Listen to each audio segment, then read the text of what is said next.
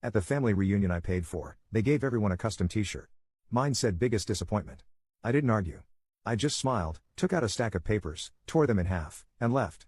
An hour later, they finally read what I destroyed and started calling nonstop. I wish I could say I didn't see it coming, that it hit me like a slap in the face, but honestly, it felt more like the final piece of a puzzle I'd been trying to convince myself didn't exist. I stood there holding the t-shirt, staring at the bold black letters like they were written in permanent marker on my chest. Biggest disappointment. Nice. My sister Laura was already giggling. It's just a joke.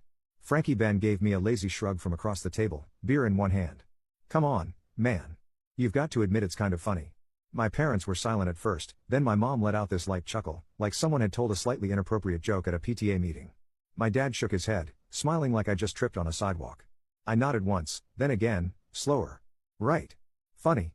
I folded the shirt neatly and set it on the edge of my plate. No one noticed that my hands were shaking just slightly, or if they did, they didn't care. I don't know what I expected. I paid for this entire reunion, venue, food, travel. I even paid for the matching shirts. That's the punchline, isn't it? They used my card to print that label. The joke's hilarious. I'd spent months organizing this weekend, reserved the old lakeside house they used to rave about, hoping foolishly that maybe nostalgia would soften things, that maybe I'd finally feel like part of something again. Instead, I got a printed confirmation of my place in the family. And the worst part? I didn't even feel angry, just tired in the kind of way that sinks into your bones and settles there like cement. I pushed back my chair, smiled, and said, "Be right back." I walked upstairs to the guest room, my room, technically, since I rented the entire property, and opened my bag. The folder was exactly where I left it, thick and crisp.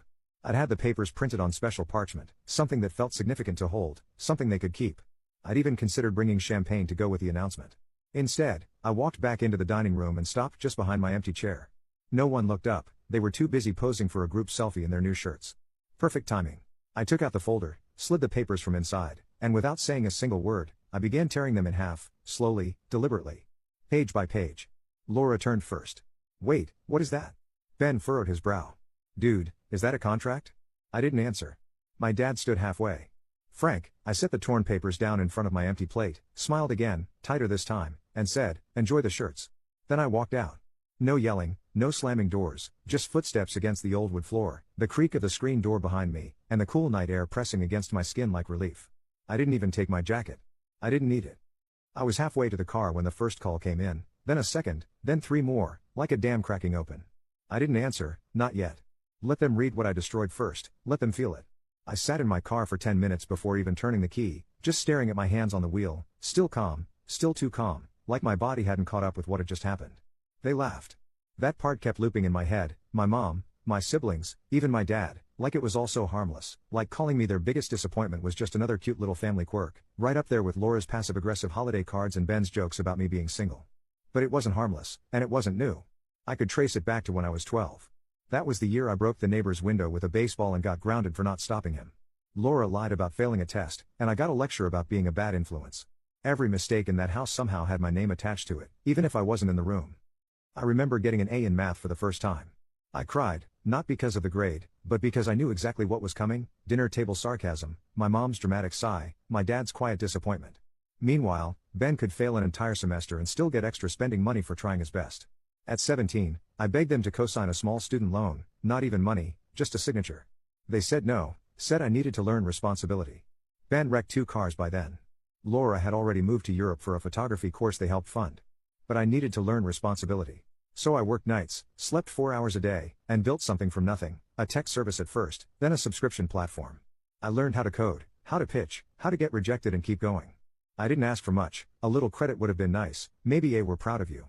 Instead, I became the running gag, the weird one, the guy who always showed up late to Thanksgiving because he was probably coding in a basement somewhere.